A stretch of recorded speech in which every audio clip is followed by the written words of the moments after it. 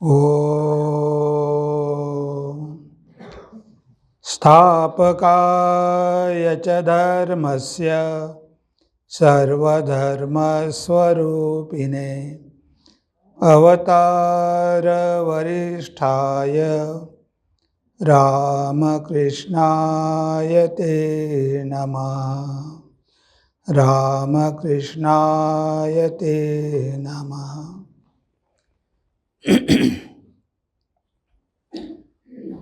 उपस्थित सर्व साधक बंधू भगिनींनो, दर महिन्याला आपण हे शिबिर ठेवत असतो. भगवान श्री रामकृष्ण म्हणायचे की गृहस्थांनी मध्ये मध्ये एकांतात जाऊन साधना केली पाहिजे. मध्ये मध्ये म्हटलं आहे, दररोज नाही म्हटलं, नाहीतर प्रॉब्लेम झाला असता. म्हणून आपण महिन्यातून एकदाच घेतो, म्हणजे मध्ये मध्ये होऊन जातं.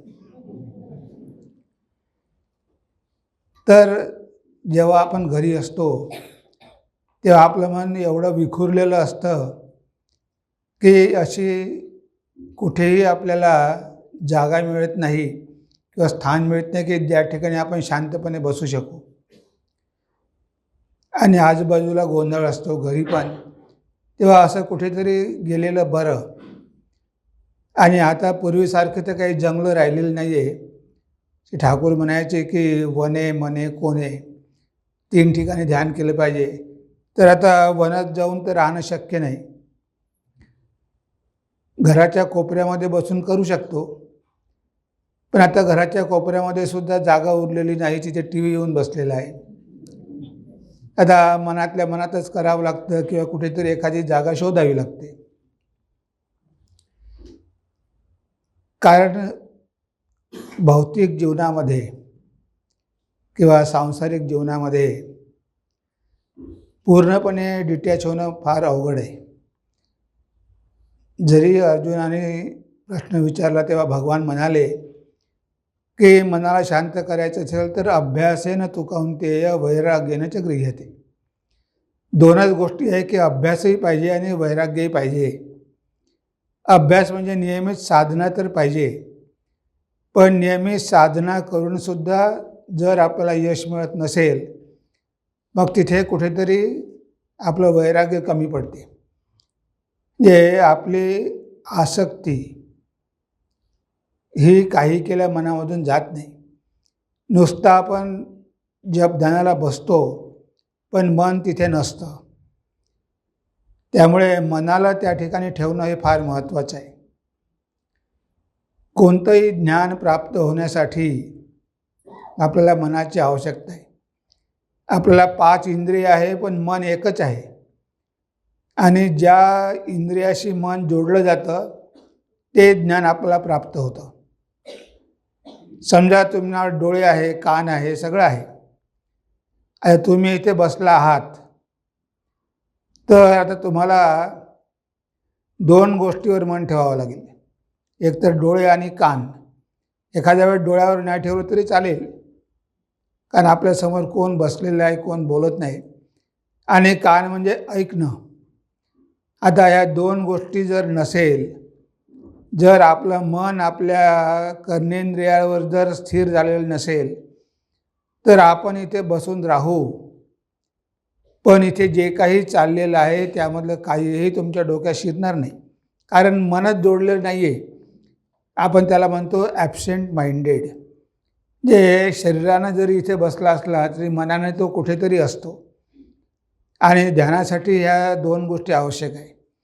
मनही पाहिजे आणि इंद्रिय पण पाहिजे, तेव्हाच आपण ध्यान करू शकतो.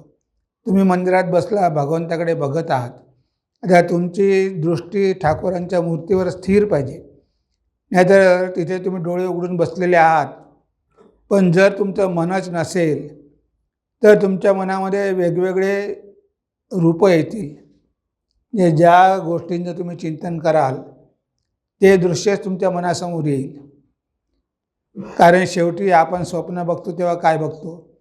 स्वप्नामध्ये आपल्या मनामध्ये विचार येतात, आणि जो विचार येईल त्या प्रकारे आपल्याला रूप पण बघायला मिळतं. जर तुम्हाला कुणाचा एखाद्या व्यक्तीचा किंवा एखाद्या जागेचा विचार आला तर तुम्हाला ते प्रत्यक्ष दिसतं. आता मनामध्ये सगळं काही दिसतं, सगळा संसारच दिसतो, पण तिथे काहीही नसतं. त्या विचारामधूनच म्हणजे नामामधूनच ते रूप तयार होतं. त्या नामरूपाचा खूप जवळचा संबंध आहे. जेव्हा तुम्ही भगवंताचं नाव घेता तेव्हा भगवंताचं रूपसुद्धा डोळ्यासमोर आलं पाहिजे. नामरूप जर दोन्ही जर आले तरच आपली प्रगती होऊ शकते. नाहीतर नाम आपलं घेतो आपण आणि मनामध्ये काही दुसरेच विचार सुरू असेल तर ते ठाकूरांचं रूप कधीही आपल्या डोळ्यासमोर येणार नाही. म्हणजे पहिले तर बाहेर बघायला पाहिजे, त्याच्यानंतरची पुढची पायरी आहे की मग हृदयामध्ये बघायचं. ते तर अतिशय अवघड आहे. जर बाहेर आपण बघू शकत असू तर हृदयामध्ये पण बघू शकू. बाहेरची मूर्ती काय आहे? मन एकाग्र करण्याचं एक साधन आहे की तुम्ही मन त्यावर स्थिर करा, भगवंताला जिवंत समजा.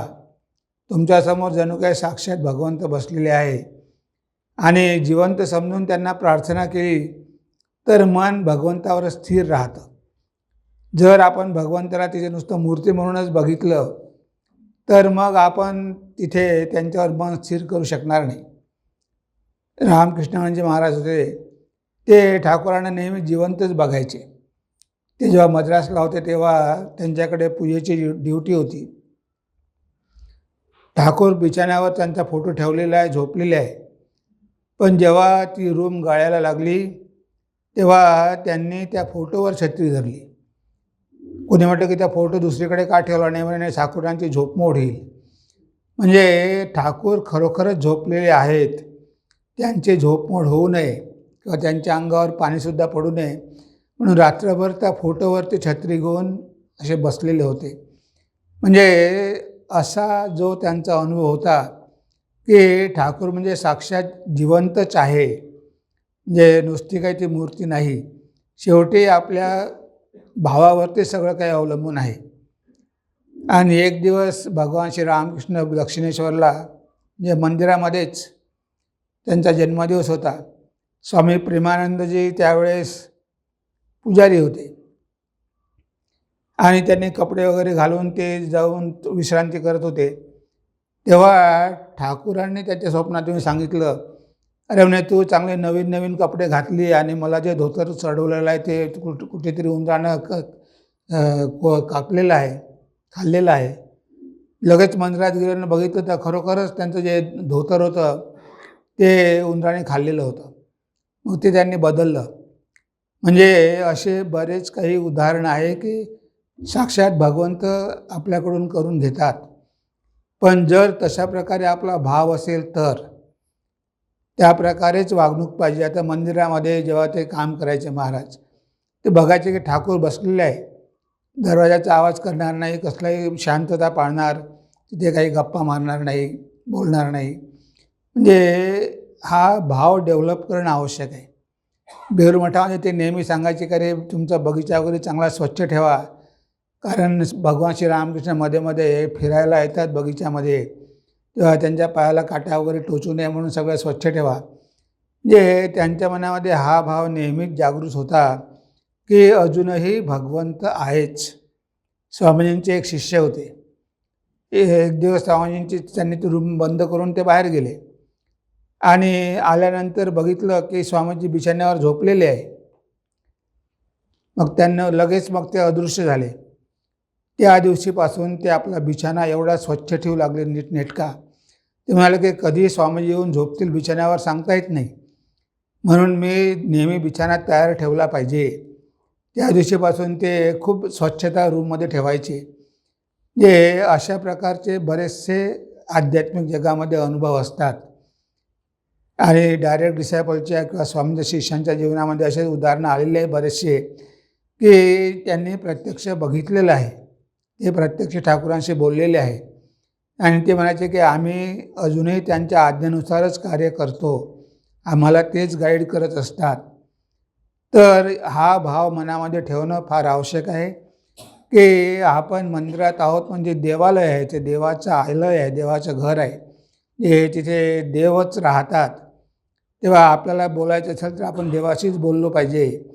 बाकी गोष्टी तर आपण मंदिराच्या बाहेर आल्यावरही करू शकतो. पण बरेचदा आपण मंदिरात देवाशी न बोलता इतरांशीच गप्पा मारत असतो किंवा मनातल्या मनात इतरांशी बोलत असतो. या मनामध्ये सुद्धा विचार येणं म्हणजे काय, बोलणंच आहे एक प्रकारचं. तर इथे आपल्याला पहिले ह्या मनाला कंट्रोल करायचं आहे आणि त्यासाठी 2 गोष्टी आवश्यक आहेत. नियमित अभ्यास तर पाहिजेच. नियमित केलं पाहिजे. महिन्यातून एकदा इथे तुम्हाला सवय लागते, दिवसभर बसावं लागतं थोडं. 2-3 तास तरी साधन भजन होतं. पण त्यामुळे मग त्याला दररोज करायला आपल्याला प्रेरणा मिळते. एकदा सवय लागली करायची म्हणजे मनाला मग करमत नाही केल्याशिवाय. म्हणजे आपण करतोच. तर नियमितपणे साधना करणं हे अतिशय महत्त्वाचं आहे.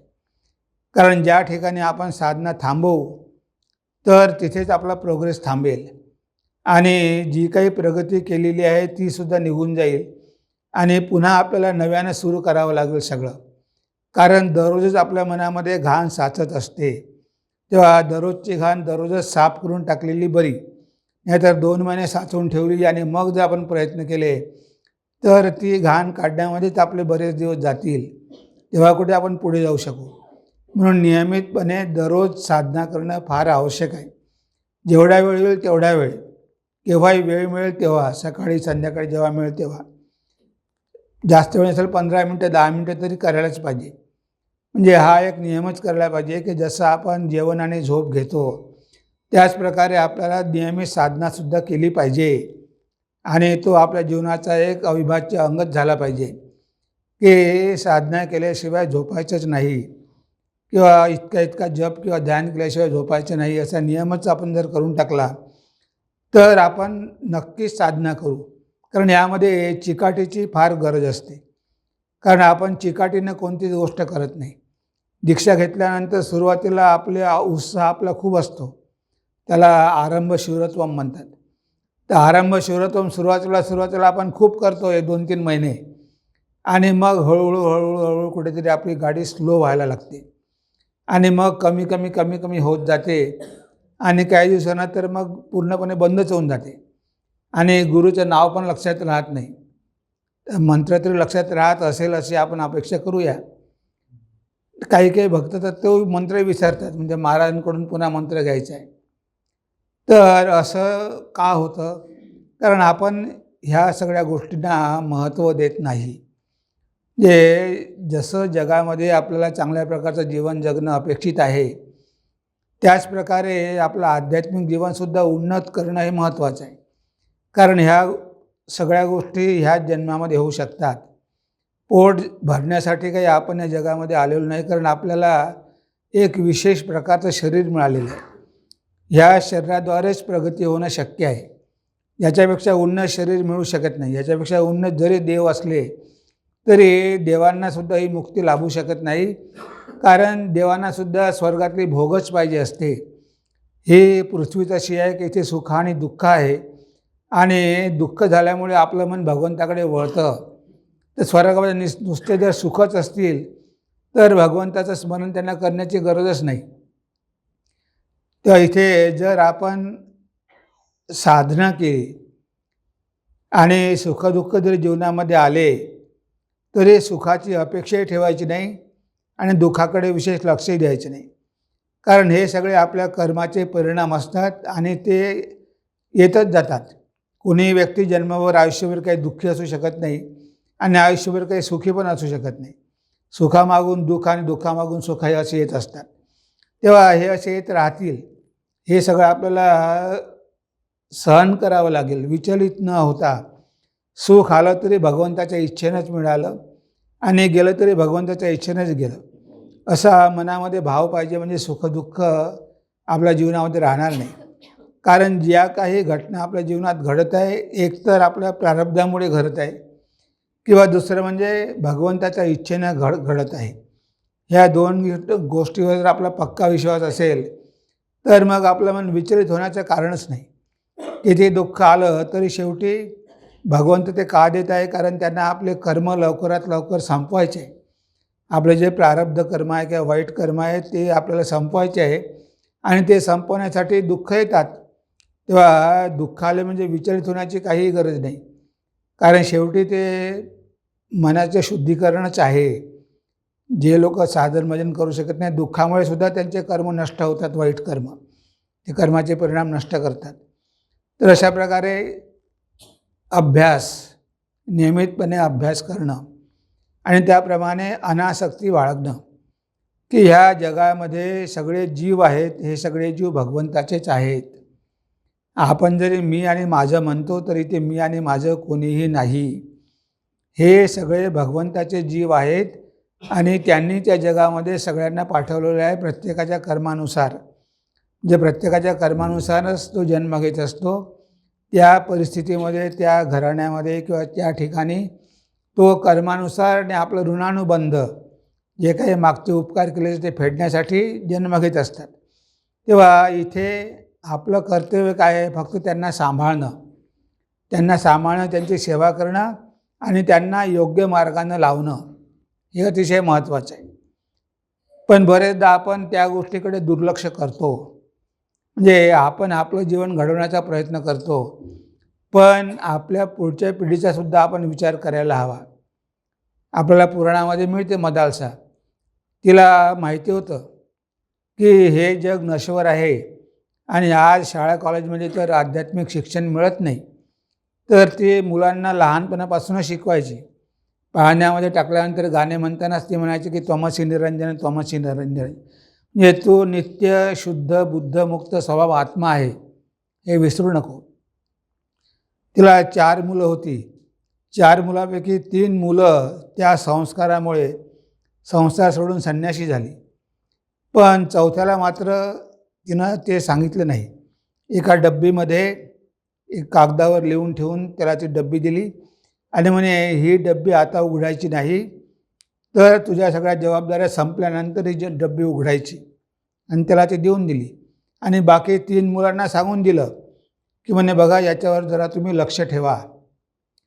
तर 3 मुलं गेली निघून, जंगलामध्ये तपस्या करू लागली, मोठे महान ऋषी झाली आणि हा राज्यकारभार सांभाळू लागला. हा मोठा झाला, राज्याचा विस्तार केला, सगळं झालं आणि जबाबदारी संपल्या. आता मुलांनी सगळा कारभार घेतलेला आहे. तर एक दिवस मग त्यांनी ती डब्बी उघडून बघितली की आईने काय लिहून ठेवलेलं आहे. तेव्हा त्यामध्ये लिहून ठेवलेलं होतं की तुझ्या आता सगळ्या जबाबदाऱ्या संपलेल्या आहे, आता तू स्वतःला जाणून घे. तुझे 3 भाऊ जसे ब्रह्मज्ञानी झाले, तू पण आता या संसाराच्या बाहेर पड आणि तुझ्या जीवनाचं ध्येय जाणून घे. त्यानं ती डब्बी बंद करून ठेवली आणि म्हणे हे असं काही शक्य आहे का?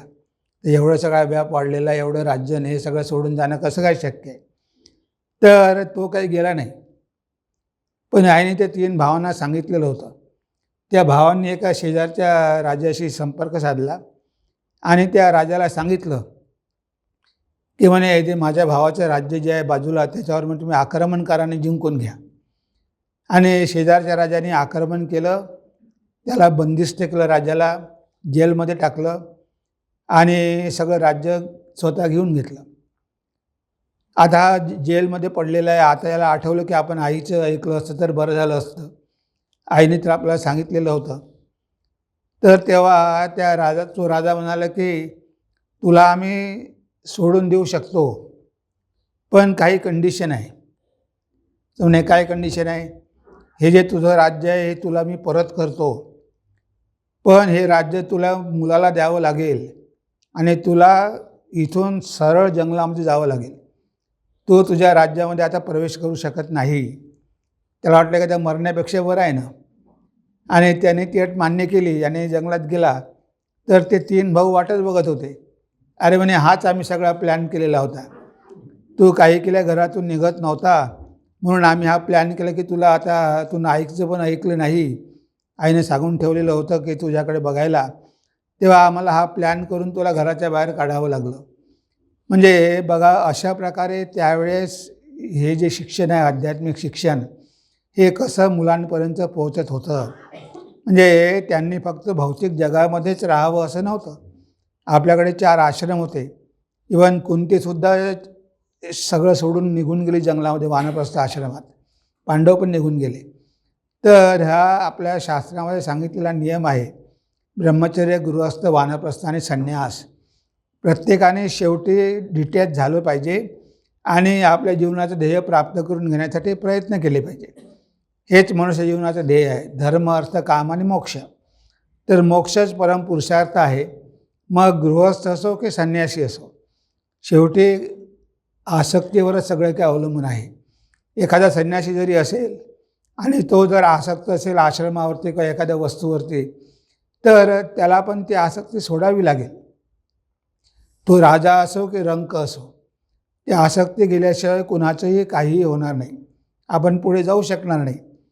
तेव्हा आपल्याला मनामध्ये ठेवावं लागेल की आपल्याला आपली कर्तव्य पार पाडायची आहेत आणि ही कर्तव्य भगवंतानेच आपल्याला दिलेली आहे. पण ह्या जगामध्ये आपलं कोणीही नाही. माताजी म्हणायच्या की सेवा सगळ्यांची करा, पण प्रेम मात्र एका त्या भगवंतावरच करा. प्रेमामध्ये कुणाला भागीदार होऊ देऊ नका. पण ते काय होतं, आपण प्रेमाच्या नावाने आसक्तीच करतो आणि म्हणतो की आपण प्रेम करतो, पण ती खरी आसक्ती असते. आता कधीकधी तर त्यांना गरज पण नसते. जर आपण बाहेर निघून गेलो तर ते म्हणतात घरचे लोक बरा झाला गेला तर अजून तिकडेच राहिला तर बरं होईल. पण आपल्याला वाटले की नाही आपण नाही गेलो तर कसं होईल, घर कसं चालेल, घराचं कोण बघेल, असं प्रत्येकाला वाटतं. पण कोणाशिवाय काहीही अडत नाही या जगामध्ये. तो भगवंत सगळ्याचीच नौका पार करतो, सगळ्यांना सांभाळतो. असं नाही की कोणी गेलं तर काही होणार नाही म्हणून. सगळं काही व्यवस्थित होतं.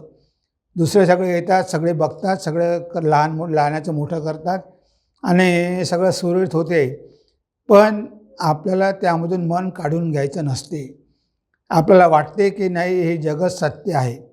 आता ही जर धारणा मनामध्ये पक्की बसली की जगत सत्य आहे, तर आपण ते कधीच सोडणार नाही. जेव्हा मनामध्ये हे कळेल की जग अनित्य आहे, दररोज आपण बघतोय की हजारो लोक मरत आहे, मग एक दिवस आपल्याला जावं लागणार आहे. आपण एवढा सगळा शोक करतो, मोह करतो, आसक्ती करतो, पण एकामागून एक सगळेच जाणार आहे. आता ही जर धारणा मनामध्ये पक्की बसली तर आपण कशावरच आपला अधिकार सांगू शकत नाही.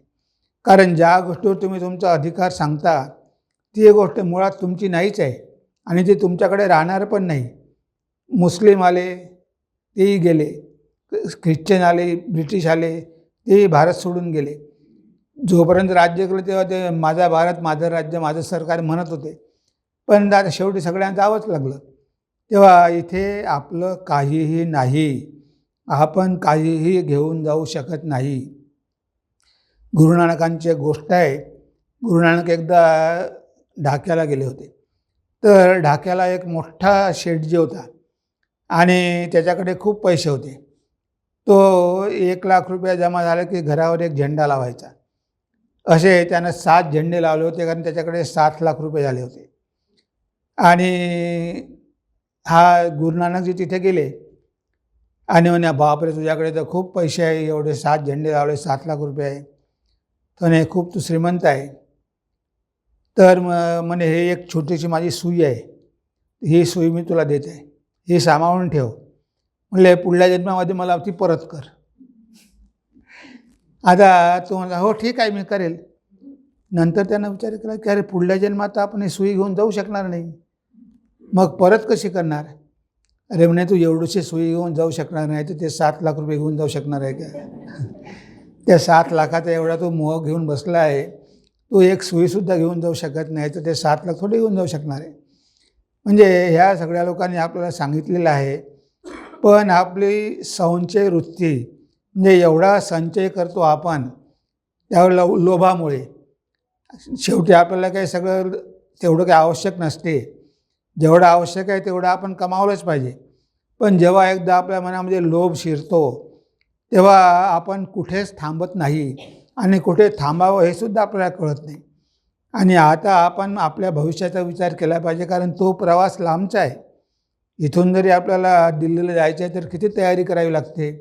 तिकीट काढावं लागतं, रिझर्वेशन घ्यावं लागतं, खाण्यापिण्याची व्यवस्था करावी लागते, सगळं करावं लागतं. तेव्हा कुठे आपण प्रवास सुरू करतो. आता हा तर प्रवास खूप छोटासा आहे, पण शरीर सोडल्यानंतरचा प्रवास केवढा मोठा आहे. आणि एवढा मोठा प्रवास आहे आणि त्यासाठी तयारी काहीही केलेली नाही आहे. म्हणून घाबरतात की अरे शरीर सोडल्यावर काय होणार, अननोन प्लेसमध्ये जावं लागणार. कुठे जाणार, काय होणार, भूत होणार की प्रेत होणार की कुत्रा होणार की मांजर होणार की माणूस होणार, काहीच माहिती नाही.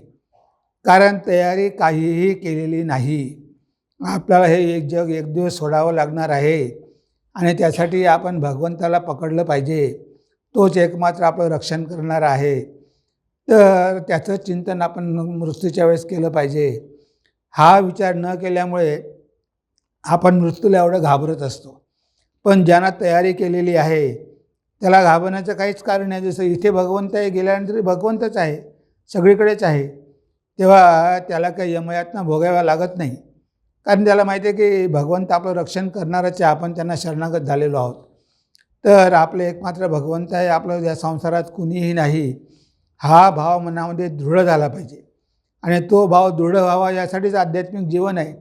एवढं आपण करतो कशासाठी? साधन, भजन, जप, ध्यान, प्रार्थना, वाचन, हे सगळं त्यासाठीच की हा संसार अनित्य आहे, हे शरीर पण अनित्य आहे. अनित्यम असुखम लोकम इमं प्राप्य भजस्व माम.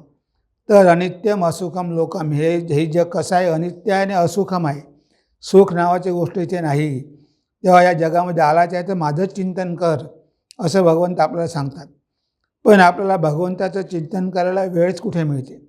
बाकी सगळ्या गोष्टींसाठी आपण वेळ काढतो आणि जी साधनेची वेळ असतो तेव्हासुद्धा आपण काही ना काही कारण काढून साधना टाळण्याचा प्रयत्न करतो. तेव्हा हे आपण लक्षात ठेवलं पाहिजे की साधना केलीच पाहिजे. आणि त्यात सगळ्यात सोपं म्हणजे जप. त्या भगवंताचं नामस्मरण करणं किती सोपं आहे. सगळ्या शास्त्रामध्ये सांगितलेलं की याला काहीही नियम पाहिजे नाही, अधिकारी पाहिजे नाही की तुम्ही हे केलं पाहिजे की ते केलं पाहिजे. कोणीही असो, स्त्री असो, पुरुष असो, पापी असो, तापी असो, सगळे भगवंताचं नाव घेण्याचे अधिकारी आहेत. म्हणूनच पतंजली म्हणतात योगसूत्रामध्ये, तद जप तदर्थ भावना, म्हणजे भगवंताच्या नावाचा जप करा आणि अर्थ जाणून घ्या. आता अर्थ जाणून घ्या. आता तुम्ही जर भगवान श्री रामकृष्ण नावाचा जप करत असाल तर तुम्हाला रामकृष्णांबद्दल माहिती पाहिजे. नाहीतर मग तुम्ही रामकृष्णाची माहिती नसेल जप करून काही उपयोग नाही. रामकृष्ण म्हणजे भगवंत होते, त्यांचं जीवन, त्यांच्या जीवनाचं चिंतन, हे जर सगळं माहिती असेल तर आपली भक्ती वाढेल. नाही तर जर आपण म्हटलं की रामकृष्ण तो काय माझ्या बहिणीचा मुलगा आहे आता अशी जर तुमची धारणा असेल की तो रामकृष्ण माझ्या बहिणीचा मुलगा आहे तर तो मुलगाच तुम्हाला दिसेल, तुम्हाला काही भगवंत दिसणार नाही.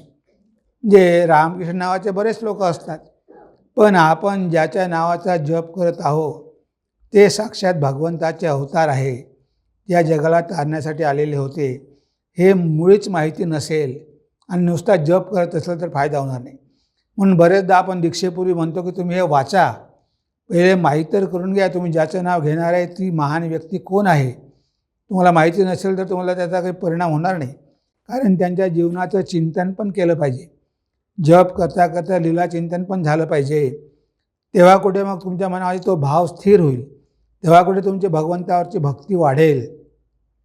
तर ज्या व्यक्तीबद्दल काहीच माहिती नाही त्या व्यक्तीबद्दल आपण भक्ती कशी करणार, त्या व्यक्तीला आपण प्रेम कसं करणार.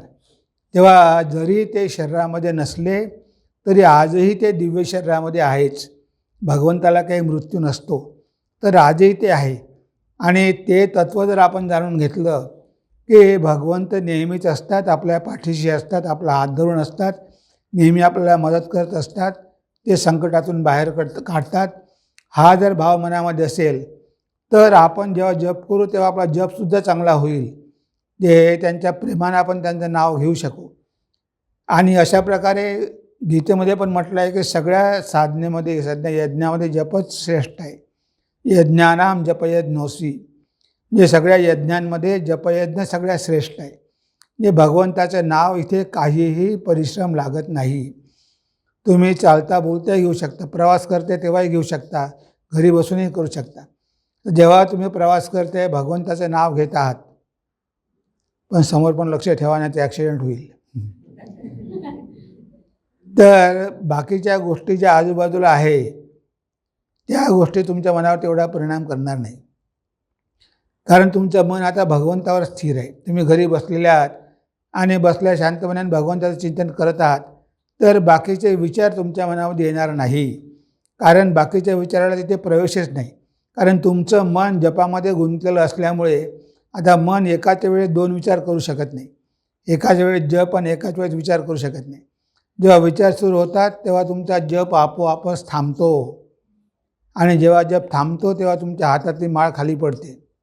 कधी कधी झोप लागली तरी जप थांबतो आणि कधी कधी मनामध्ये विचार आले तरी जप थांबतो. तेव्हा एका वेळेस जप आणि विचार दोन्ही राहू शकत नाही. जेव्हा दुसरा विचार येतो तेव्हा आपण जप करू शकत नाही. तर मनामध्ये बाहेरचे अननेसेसरी विचार येऊ नये, प्रवेश आपल्यामध्ये करू नये, त्यासाठी आपण मनाचं रक्षण केलं पाहिजे. आणि हे जपरूपी ढाल जर नेहमी आपल्यासोबत असेल, जर आपण नेहमी भगवंताच्या नावाचा जप करत असू, तर हे वाईट संस्कार आपल्या मनामध्ये शिरणार नाही. म्हणजे एका ठिकाणी बसून तर केलंच पाहिजे, पण काम करताना, स्वयंपाक करताना, प्रवास करताना, केव्हाही आपण बसमध्ये जाताना, केव्हाही भगवंताच्या नावाचं स्मरण सतत सुरू ठेवलं पाहिजे.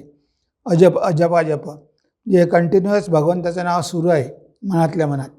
बाहेर सगळं होत आहे पण मनामध्ये मात्र भगवंताचं नाव सुरू आहे. तर असा एक अंतर्प्रवाह वाहत राहायला पाहिजे.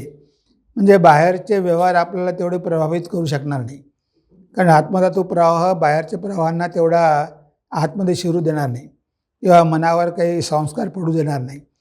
म्हणून जप साधना ही अगदी सोपी साधना सांगितलेली आहे. सगळ्या संतांनी, सगळ्या शास्त्रांनी जप साधना सांगितली आहे. महाराष्ट्रामध्ये तुकाराम महाराजांनी जप साधना सांगितली, अनेक संतांनी सांगितली की भगवंताच्या नावासारखं काहीही नाही. ते मीराबाईचं भजन पण आहे, झूठ न छोड़ा काम न छोड़ा, सत्यवचन को छोड़ दिया, नाम जप न किंवा छोड़ दिया तुने. तर तुनं खोटं बोलणं सोडलेलं नाही, आसक्ती सोडली नाही, पैशाचा मोह सोडला नाही आणि भगवंताच्या नामाचं स्मरण करणं का सोडलं. तेव्हा इथे सतत भगवंताच्या नामाचं स्मरण राहावं. हे महिन्यातून एकदा आपण करतो, पण ते नेहमीच आपल्या जीवनाचा भाग झालं पाहिजे. आणि मग हळूहळू जप करता करता मग कुठे ध्यान होते. ध्यान एकदम होत नाही, कारण मनामध्ये विचार येतात, पहिले विचारांना थांबवावं लागतं. आणि ध्यानाची अवस्था अशी आहे की ज्या ठिकाणी विचारच नाही, मग त्या ठिकाणी नामरूपसुद्धा नाही, तेव्हा तुम्ही नामरूपाच्या पलीकडे गेलेले असता. ती अवस्था प्राप्त करून घेणं हा उद्देश आहे. पण सगुण साकाराचा आधार घेऊन निर्गुण निराकाराकडे जायचं आहे. म्हणून पतंजली म्हणतात, योग चित्तवृत्ती निरोध.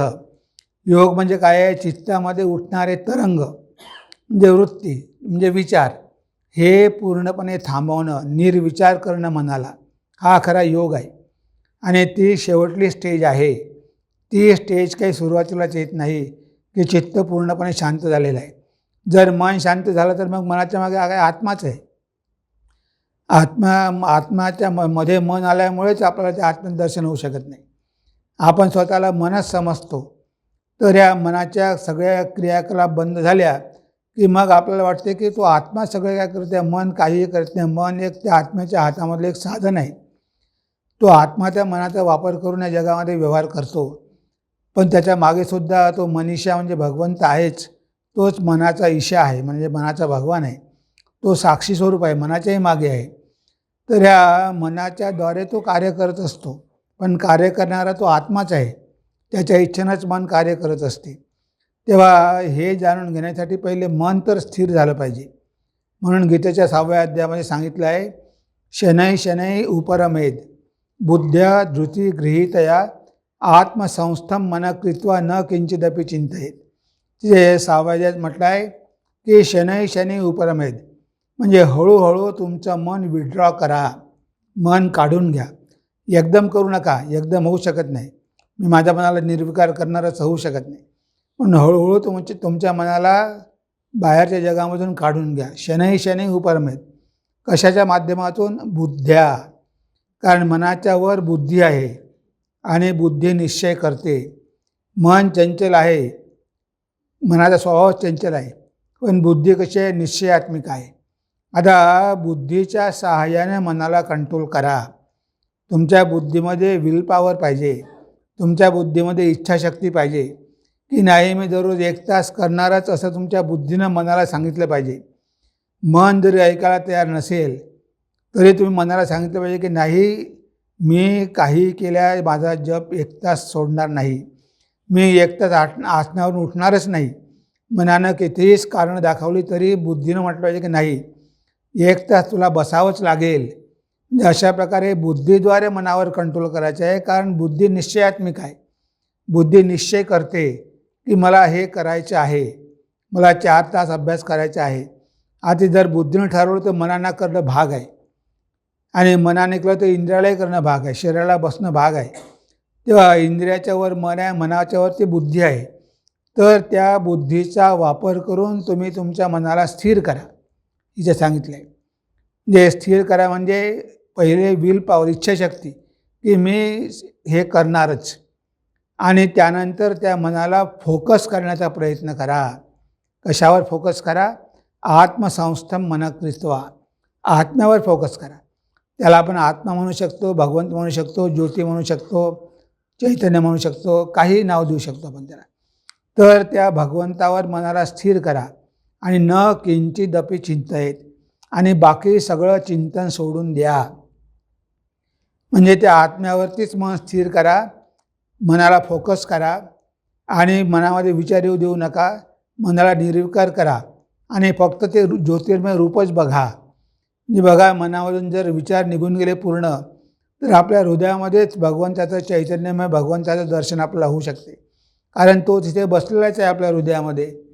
धरिला पंढरीचा चोर, गळा बांधून या दोर, हृदय बंदीखाना केला आता विठ्ठल कोंडीला. तर तो हृदयामध्येच तो विठ्ठल आहे. तर जनाबाई म्हणते की हृदय बंदीखाना केला, म्हणजे ती भगवंताला हृदयामध्ये बघू शकली. कशाद्वारे? नेहमी भगवंताचं चिंतन, सतत भगवंताचं नामस्मरण, भगवंतामध्ये पूर्ण विलीन होऊन गेली होती. असं नाही की काम करत नव्हती, घरचे सगळं कामं सांभाळूनसुद्धा ती भगवंताचं स्मरण करू शकत होती. प्रत्येक काम करताना भगवंताचं स्मरण करत होती. म्हणजे अशा प्रकारे भगवंतावरती मन स्थिर करा. हळूहळू त्या मनाला बाहेरच्या जगामधून, इंद्रियामधून, विषयामधून काढा आणि आत्म्यावर स्थिर करा, भगवंतावर स्थिर करा आणि बाकी सगळे विचार करणं बंद करा. ती अवस्था आहे की ज्यावेळेस मनुष्याचे विचार पूर्णपणे बंद होतात, त्यावेळेस मनुष्याला समाधीची अवस्था प्राप्त होते. कारण तिथे मन नावाची गोष्ट राहतच नाही, मग तुम्हीच राहता. आता आपण पण आहे, मन पण आहे, बुद्धी पण आहे, पण हे मन, बुद्धी, इंद्रिय हे सगळे जड आहे, हे काही चैतन्यमय नाही. त्या चैतन्याच्या प्रकाशामुळे हे चैतन्यासारखे वाटतात, ते काहीही करू शकत नाही. या चैतन्याची सोबत आहे म्हणून आपल्याला वाटतं की मन चैतन्यशील आहे, बुद्धी चैतन्यशील आहे, शरीर हालचाल करते, पण ते सगळंच्या सगळं त्या आत्म्यावर अवलंबून आहे. तो स्वतः स्वयंसिद्ध आहे, स्वयंप्रकाश आहे आणि स्वयंस्फूर्त आहे.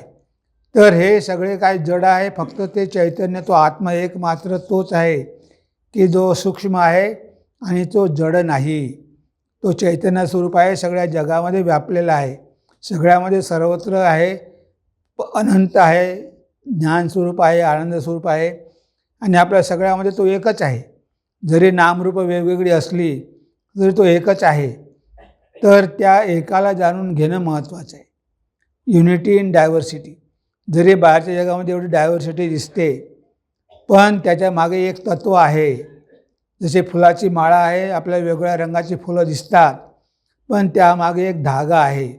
तो धागा आहे म्हणून ती माळ झालेली आहे, सगळे फुलं बांधलेले आहेत त्या धाग्यामध्ये.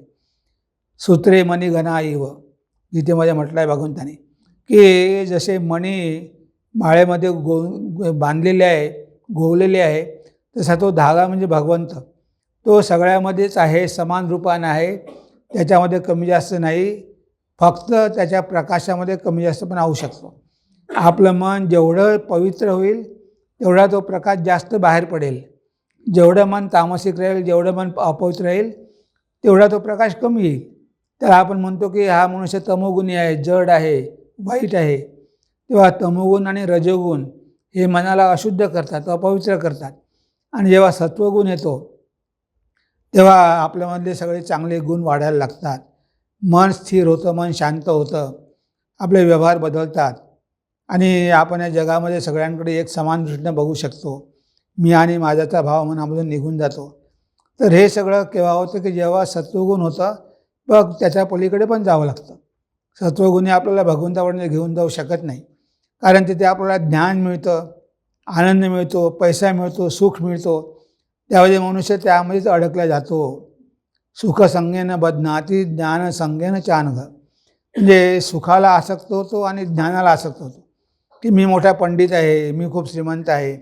म्हणजे सत्वगुणामुळे त्याला ह्या गोष्टी प्राप्त झाल्या, पण शेवटी त्यामध्ये तो अडकला, त्याच्या पलीकडे जाऊ शकला नाही.